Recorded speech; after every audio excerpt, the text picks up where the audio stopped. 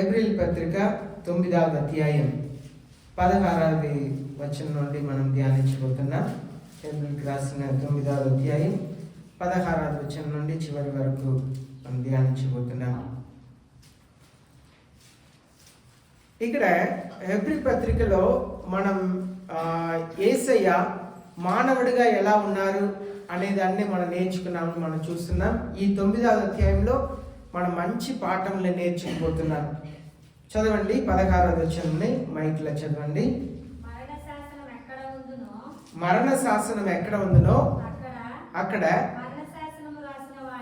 మరణ శాసనము రాసిన వాణ్ణి మరణము అవశ్యం. ఇక్కడ చూడండి, మరణ శాసనం ఎక్కడ రాసి ఉన్నదో మరణ శాసనం రాసిన వాణ్ణి మరణం అక్కడ అవశ్యం. ఈ మరణ శాసనం ఇక్కడ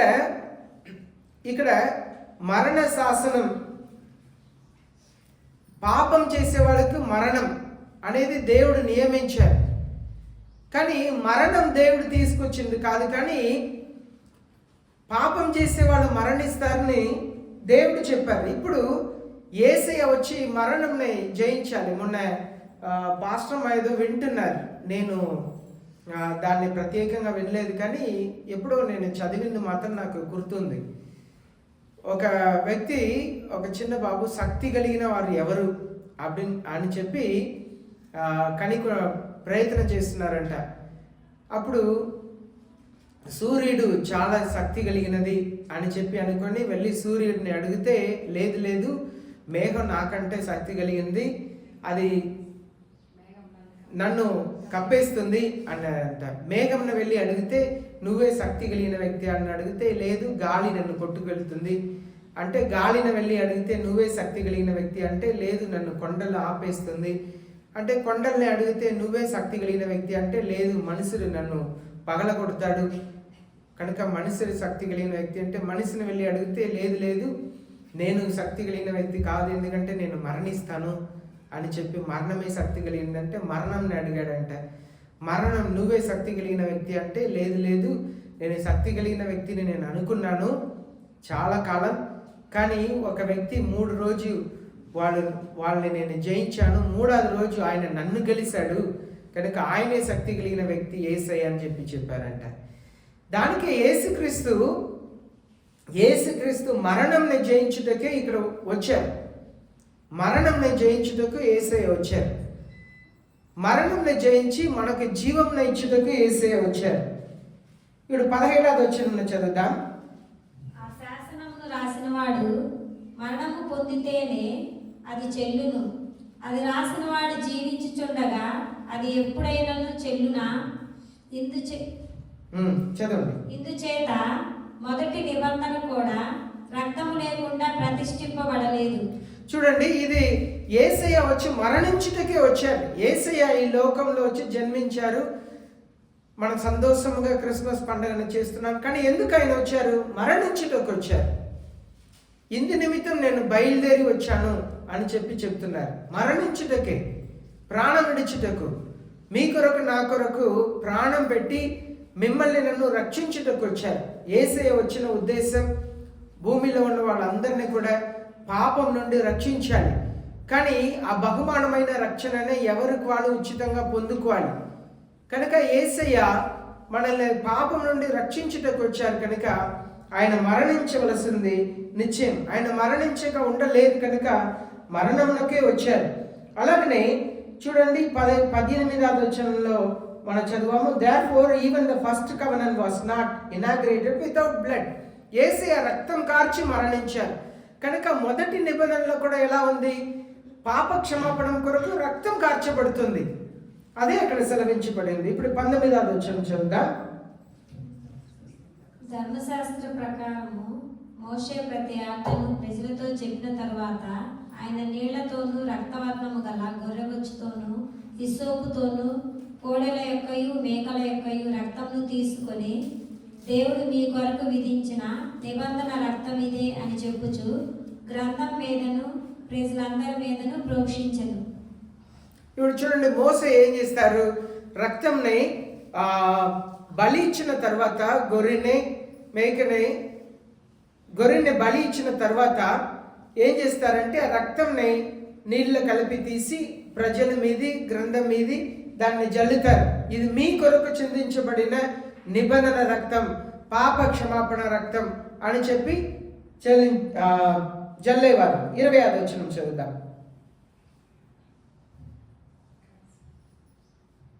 అదే విధముగా గుడారం మీదను సేవా పాత్రలన్నిటి మీదను ఆ రక్తమును ప్రోక్షించెను.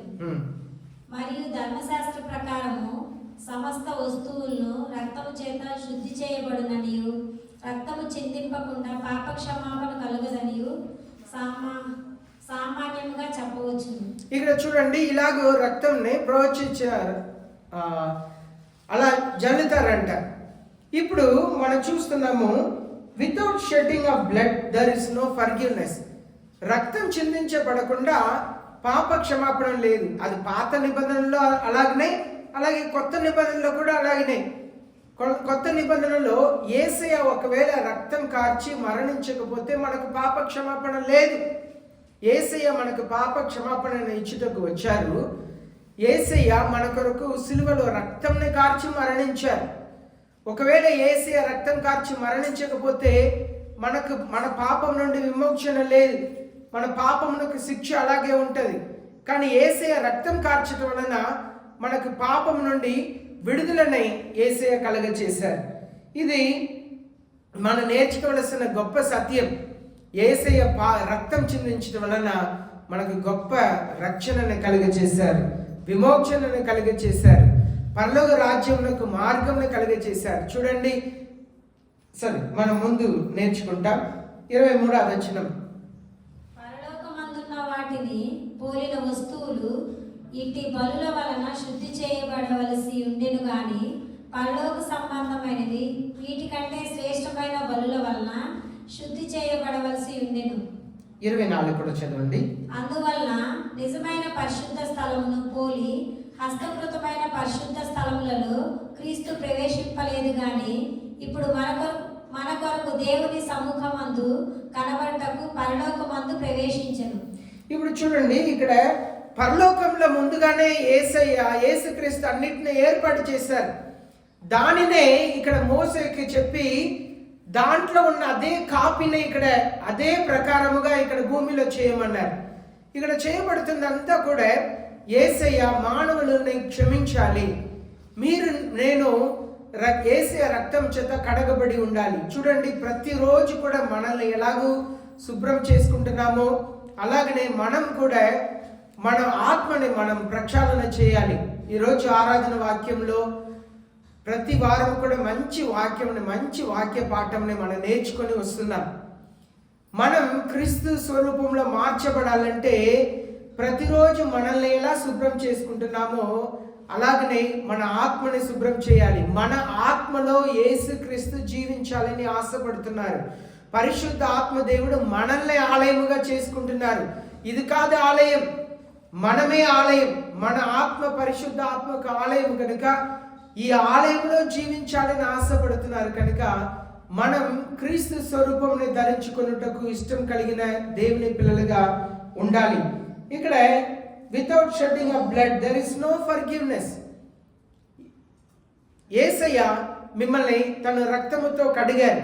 మీరు నిజంగా ఈ ఉదయ కాలంలో ప్రార్థన చేసుకున్నారా? యేసయ్యని స్తుతించారా? యేసయ్యని గణపరిచారా? యేసయ్యని మీ తన రక్తముతో మిమ్మల్ని కడగమని అడిగారా? అలాగనే 23-24 వచనంలో కూడా చూస్తున్నాం. పరలోకంలో ఉన్న ప్రకారమే ఇక్కడ భూమిలో చేతితో చేయబడింది. Now to appear in the presence of God for us. ఈ లోకంలో మోసేనే ఎలాగే ఆ ప్రత్యక్ష గూడారంలో ఏర్పాటు చేసి అతి పరిశుద్ధ స్థలంలో ప్రవేశించి ప్రజల పాపము కొరకు ప్రార్థన చేశారో అలాగనే యేసయ్య మన కొరకు దేవుని సన్నిధిలో ఉండి ప్రార్థించుటకు ఏర్పాటు చేసిన వాటిని మోసే ద్వారా ఇక్కడ చేశారు.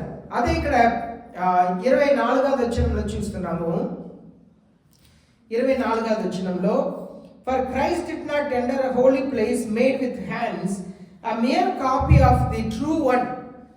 యేసయ్య మోసే చేసినట్లుగా చేతితో చేసిన గుడారంలో ప్రవేశించలేదు, కానీ but into heaven itself, పరలోకములకే వెళ్ళిపోయారు. Now to appear in the presence of God for us, దేవుని సన్నిధిలో మన కొరకు కనపడినట్లుగా పరలోకంలోనే యేసయ్య ప్రవేశించాడు. ఇప్పుడు 25వ వచనం చదువుదాం. అంతేకాదు ప్రధాన యాజకుడు ప్రతి సంవత్సరము తనది కాని రక్తము తీసుకొని పరిశుద్ధ స్థలంలోనికి ప్రవేశించినట్లు ఆయన అనేక పర్యాయములు తను తాను అర్పించుకొనుటకు ప్రవేశింపలేదు. ఇక్కడ చూడండి, ఈ లోకంలో ఉన్నప్పుడు ప్రధాన యాజకుడు సంవత్సరంలో ఒకసారి తను రక్తంని కాక గొర్రె రక్తంలో లేదు వేరే ఒక రక్తంలో తీసుకొని ఆయన అతి పరిశుద్ధ స్థలంలో ప్రవేశిస్తారు మనుషుల పాపముల కొరకు ప్రార్థించుటకు. కానీ యేసయ్య వేరే గొర్రె రక్తంనే కాదు, తన సొంత రక్తంనే కార్చి పరలోక రాజ్యంలో మీ కొరకు నా కొరకు ప్రవేశించారు. ఎందుకు? మన కొరకు ప్రతిదినం కూడా బ్రతిమలాడుతున్నారు. ఎప్పుడు? మనం ప్రార్థన చేస్తున్నప్పుడు మన కొరకు యేసయ్య ప్రార్థన చేస్తున్నారు. ఒకవేళ మనం మౌనంగా ఉన్నప్పుడు యేసయ్య మన కొరకు ఏమీ చేయలేదు. కనుక మన కొరకు ప్రార్థన చేయటం అనేది చాలా మన కొరకు యేసయ్య ప్రార్థన చేయటమే ప్రాముఖ్యంగా ఎంచుకున్నారు. 26వ వచనం చదువుదాం. అట్లైన ఎడల జగత్తు పునాది వేయబడినది మొదలుకొని ఆయన అనేక పర్యాయములు శ్రమ పడవలసి వచ్చును. అయితే ఆయన యుగముల సమాప్తి యందు తన్ను తానే బలిగా అర్పించుకొనుట వలన పాప నివారణ చేయుటకై ఒక్కసారే ప్రత్యక్షపరచబడెను. చూడండి, now once at the consummation of the ages he has been manifested. చూడండి, ఒకసారి తగిన సమయంలో యేసయ్య ఈ లోకంలోకి వచ్చారండి. యేసయ్య పరలోకపు తండ్రి నిర్ణయించిన సమయంలోనే ఈ లోకంలోకి మొదటిసారి వచ్చారు. మరలా అలాగనే యేసయ్య పరలోకపు తండ్రి నిర్ణయించిన సమయంలోనే ఈ లోకంలోకి రాబోతున్నారు. మొదటిసారి కూడా యేసయ్య రాకడ కొరకు ఎంతో ఎదురు చూశారు. మరియకు వచ్చి కనబడ్డారు. మరియా గర్భం ధరించింది. అక్కడ నుండి ఎలిజబెత్ ఇంటికి వెళ్ళి 3 నెలలు మరియా ఉన్నారు అని చెప్పి మనం చూస్తున్నాం. కానీ ఇంకా ప్రజలు ఎదురు చూస్తూనే ఉన్నారు. మరియా 9 నెలల గర్భిణి అయి బిడ్డను కనుటకు సిద్ధమైంది. యోసేపు తీసుకొని వెళుతున్నారు. కానీ ఎవరికి తెలియదు, ఈ లోక రక్షకుడు ఈ లోకంలోకి వచ్చిన సంగతి ఎవరికి తెలియదు. అలాగనే యేసయ్య మరలా ఈ లోకంలోకి రాబోతున్నారు. ఆ సంగతి కూడా అనేక మందికి తెలియకపోవును, చాలా మందికి తెలియకపోవును. యేసయ్య రాబోతున్నారు. యేసయ్య వచ్చినప్పుడు ఎత్తబడేటకు సంఘం మీరు నేను సిద్ధంగా ఉన్నామా? వ్యక్తిగత జీవితంలో సిద్ధపడి ఉన్నామా? దేవుని భయం కలిగి ఉన్నామా? భక్తి కలిగి ఉన్నామా? నిజంగా మనల్ని మనం ప్రతిరోజు కూడా ప్రక్షాళన చేస్తున్నామా? యేసయ్య సన్నిధిలో, అయ్యా నన్ను మీ రక్తముతో కడగండి యేసయ్య, నా పాపముని క్షమించండి యేసయ్య, నన్ను మీ బిడ్డగా చేయండి, మీ భయముని నాకు దయచేయండి, మీ భక్తిని నాకు దయచేయండి, మీ ప్రేమను నాకు దయచేయండి నేను ప్రార్థన చేస్తున్నామా? తగిన సమయంలో యేసయ్య పరలోకపు తండ్రి ఏర్పాటు చేసిన సమయంలో యేసు క్రీస్తు ఈసారి యేసు న్యాయాధిపతిగా రాబోతున్నారు. ఈ లోకంలో ఉన్న కాలం వరకే యేసు క్రీస్తు. యేసయ్య మరలా వచ్చే వరకు మాత్రమే యేసు క్రీస్తు. ఒకసారి పరలోకపు తండ్రి యేసు క్రీస్తునే బయలుదేరి వెళ్ళి నీ ప్రజల్ని తీసుకురా అని చెప్పి పంపిస్తే ఇంకా యేసు క్రీస్తు యేసు న్యాయాధిపతిగా మారబోతున్నారు. Jesus Christ going to be Jesus judge. కనుక మనం ప్రతిరోజు కూడా మనల్ని మనం జాగ్రత్తగా కాపాడుకోవాలి. ఈ వచనం ఎంత గొప్ప సత్యంని తెలియపరుస్తుందంటే, నా once at the consummation of the ages has been manifested to put away sin by the sacrifice of himself. ఆయన కాలం పూర్ణమైంది, కాలం సరి అయిన సమయం వచ్చినప్పుడు తను తాను వచ్చి బలియాగముగా సమర్పించుకున్నారంట. తను నిర్ణయించిన సమయం, నిర్ణయ కాలమందు యేసయ్య మరలా రాబోతున్నారు. నిర్ణయ కాలమందు యేసయ్య రాబోతున్నారు. ఇప్పుడు 27వ వచనం చదువుదాం. మనుషులు ఒక్కసారే మృతి పొందవలన నియమింపబడెను, ఆ తరువాత తీర్పు జరుగును. చూడండి, మనుషులు ఒక్కసారి మరణించాలి, అటు తర్వాత తీర్పు పొందబోతున్నాం. మీరు నేను తీర్పు పొందబోతున్నాం. మనుషులు ఈనాడు ఎన్ని ఆటములు అసలు బలం ఉన్న వరకే అండి, శరీరంలో బలం ఉన్న వరకే. మన ఆట పాఠాలంతా కూడా, మన చేసే పనులు అంతా కూడా శరీరంలో బలం ఉన్న వరకే. మంచం మీద పడితే ఏమీ లేదు, ఎంత డబ్బు ఉన్నా, ఎంత చదువు ఉన్నా ఏమీ లేదు, ఏమీ లేదు. ఎవరో చదువు లేని ఒకరికి జీతం ఇచ్చి వాళ్ళని చూసుకోవటానికి ఏర్పాటు చేసుకోవాలి. డబ్బు ఉన్న వాళ్ళైతే నర్సుల్ని పెట్టుకొని చూసుకుంటారు, అంతే. ఏమీ లేదు జీవితంలో. ఒకే ఒకసారి మరణం, అందరికీ మరణం రాబోతుంది. ఈనాడు ప్రజలు ఎలా జీవిస్తున్నారంటే, నేను ఎన్నడూ మరణించను. మనుషులు గొర్రె రక్తంను తీసి మనుషులకి ఇచ్చే అంత మారిపోయారు. న్యూస్ని న్యూస్ చూపిస్తున్నారు, ఫ్రిడ్జ్ నిండా బ్లడ్ ప్యాకెట్స్, ఎంత దిగజారిపోయారు. ప్లాస్టిక్ గుడ్డులు, ప్లాస్టిక్ బియ్యంలు, ఎంత దిగజారిపోయారు మనుషులు. గర్భిణీ స్త్రీలకు ఇచ్చిన గుడ్లు ఎక్కడ, ఆ విశాఖపట్నం అవతల అన్ని ప్లాస్టిక్ గుడ్లు, ఎంత దిగజారిపోయారు మనుషులు. పాపం డబ్బు సంపాదించడానికి ఎంతైనా తెగించిపోయారు. నరగతి ఏంటి లేదు, ఇంకా ఒకటి ఏంటి, భయంకరమైన స్థితికి దిగిపోయారు. ఒకే ఒకసారి మరణం, కానీ మరణం అందరికి వస్తుంది. ఎంత పెద్దవాళ్ళైనా చిన్నవాళ్ళైనా మరణం వస్తుంది. మరణం తర్వాత తీర్పు అంట. మరణం తర్వాత తీర్పు.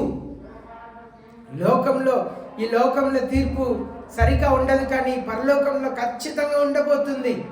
చూడండి, మీరు నేను మరణించిన తర్వాత తీర్పు రాబోతుందని దేవుని వాక్యం సెలవిస్తుంది. కనుకనే మనం భయపడాలి, దేవునికి భయపడాలి.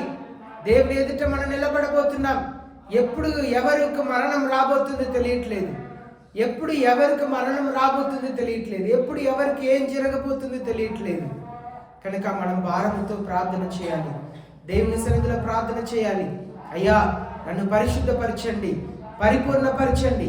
నేను మీ స్వరూపంలో మారాలి యేసయ్యా, నేను మీలా మారాలి యేసయ్యా. నాకు నిత్య జీవంని మీరు మాకు దయచేయాలి అయ్యా. నేను మీతో యుగ యుగంలో ఉండాలి ప్రభువా. ఆ నిత్య జీవంని ఈ లోకంలో నేను అనుభవించాలని దేవుని సన్నిధిలో అడగాలి. మనకు చదువు ప్రాముఖ్యమే, ఉద్యోగం ప్రాముఖ్యమే, డబ్బు ప్రాముఖ్యమే, బంధువులు ప్రాముఖ్యమే, స్నేహితులు ప్రాముఖ్యమే, అన్ని ప్రాముఖ్యమే. కానీ అన్నిటికంటే యేసయ్య ప్రాముఖ్యం. అన్నిటికంటే మనకు యేసయ్య ప్రాముఖ్యం. కనుక దేవుని సన్నిధిలో భారముతో మనం ప్రార్థన చేయాలి. అయ్యా, తీర్పు, ఈ మరణం ఎప్పుడు వస్తుందో తెలియదు కనుక, తీర్పు ఎప్పుడు వస్తుందో కనుక తెలియదు కనుక నేను జాగ్రత్త కలిగి ఉండాలి. నాకు భయంని భక్తిని దయచేయండి ప్రభు అని దేవుని సన్నిధిలో ప్రార్థన చేయాలి. 28వ వచనం చదువుతాం. అలాగుననే క్రీస్తు కూడా అనేకుల పాపములను భరించుటకు ఒక్కసారి అర్పింపబడి తన కొరకు కనిపెట్టుకొని వారి రక్షణ నిమిత్తము పాపం లేకుండా రెండవసారి ప్రత్యక్షమగును. చూడండి, యేసయ్య రాబోతున్నారని చెప్పబడి ఉంది. మొదటిసారి పాప క్షమాపణ కొరకు, రక్షణ కొరకు వచ్చారు. నా బండిలో చూడండి, ఒకవైపు రక్షణ సాల్వేషన్, ఒకవైపు ఇటర్నిటీ నిత్యత్వం అని రాయబడి ఉంటుంది. మిగిలిన బండి ఎక్కడ చూసినా వాక్యం ఉండిద్ది.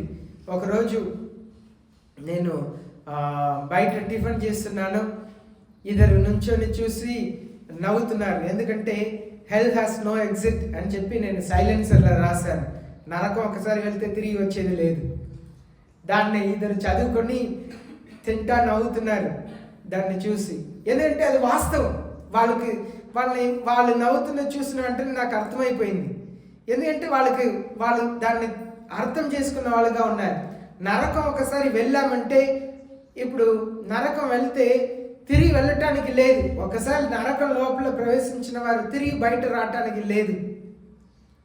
యేసయ్య పాప క్షమాపణను ఇచ్చుటకు మొదటిసారి వచ్చారు. ఈసారి ఎవరి కొరకు వస్తున్నారంట?